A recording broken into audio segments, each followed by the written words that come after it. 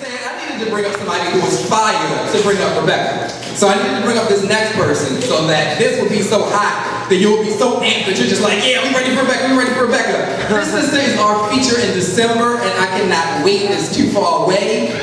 Ready for her to wear it out right now. Everybody please give it up for Shelby Jade, y'all.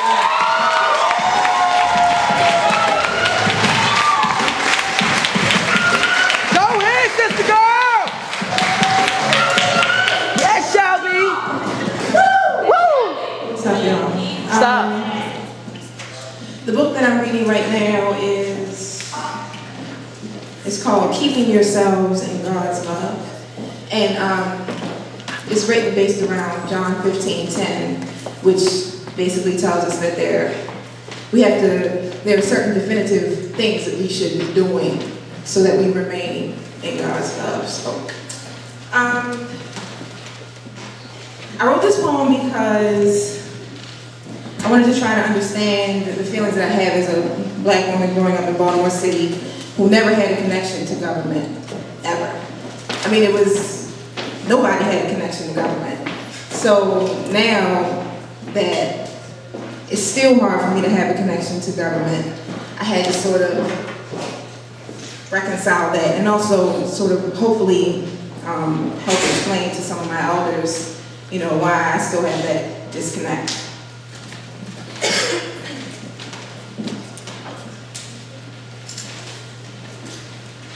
Left hand extended. The scent of coddled babies on his lips. Behold, a pale black rider gallops in a blindside rush, plops down in a dust cloud. A bevy of greenbacks lay cushioned at his feet. You may have been surprised at his arrival, but I saw him coming from a mile away. I saw him coming from a mile away.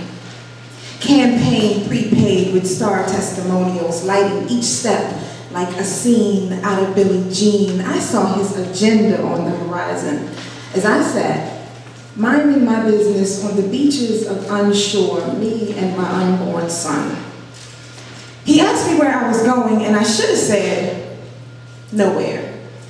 Expressed a desire to know my story. I should have told him I didn't have one. Never did.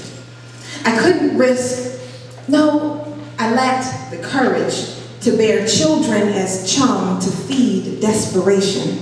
Couldn't risk more victims of stagnant unemployment hiding between my hips and behind divine forgiveness. Dying, sick with card-carrying American carcinogens lying dormant only to arise to bovine contaminants. See, I saw your cure for Miss Evers' boys in the form of their deployment.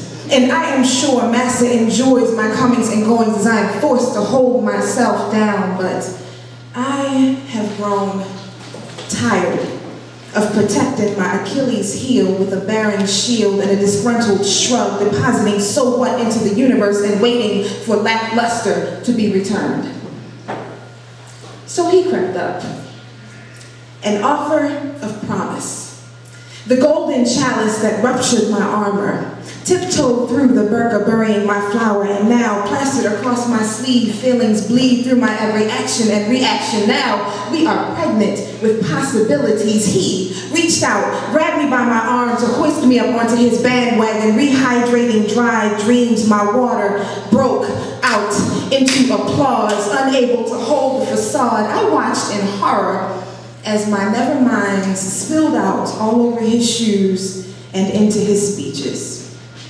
Stood immobile as my maybes feasted on his policies, too embarrassed to clean up the mess shattered indifference had left. I let him pose for the camera, holding my heart in his arms, my hopes in the grasp of his hands. Something told me this man could not save me, but it was too late.